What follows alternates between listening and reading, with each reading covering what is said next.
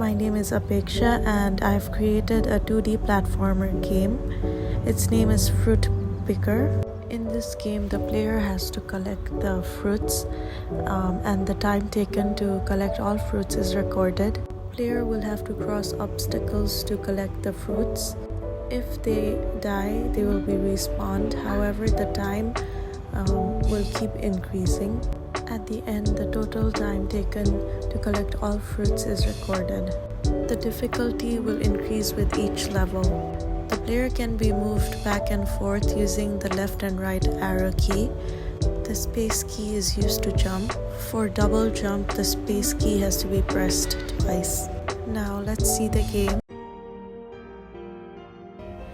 The first obstacle is the lava. The player has to cross this using the moving platform. If the player falls into the lava, then they will respawn at the starting point.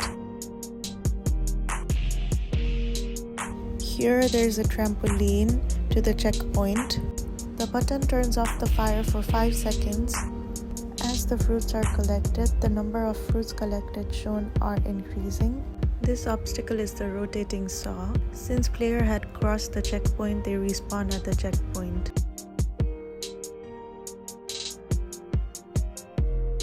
This button triggers the bridge and a path is created. It is active for 5 seconds. When player reaches finish point, they are taken to the end scene. The game has a total of 3 scenes. The game starts with the main menu, and when we press start, it goes to the game interface. And the game is started. The timer begins. Once player reaches the finish point, the game goes to the end scene. This is the main menu script. A similar one was used for the end scene script as well. This is the player script.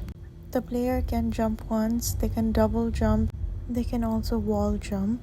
An animation was created for when the player is idle and when they move. The move speed is 4, the jump force is 14, the gravity scale is 4.5. This is the game controller script. The timer and the fruit count were added from here. The next scene is also loaded from here. There are a total of 5 obstacles. The first is the lava and the moving platform. Second is the trampoline and the checkpoint. Third is the fire and the trigger. When the button is pressed, the fire is turned off for 5 seconds. Next is the rotating saw. The final one is the bridge. The bridge appears when the pressure point is pressed. If the player dies, the player will be respawned. If checkpoint is crossed, they will respawn at checkpoint. If not, they'll respawn at the starting point. I faced a lot of difficulties while making this game. I had to focus on little details while making the player movements. The animations were also time consuming.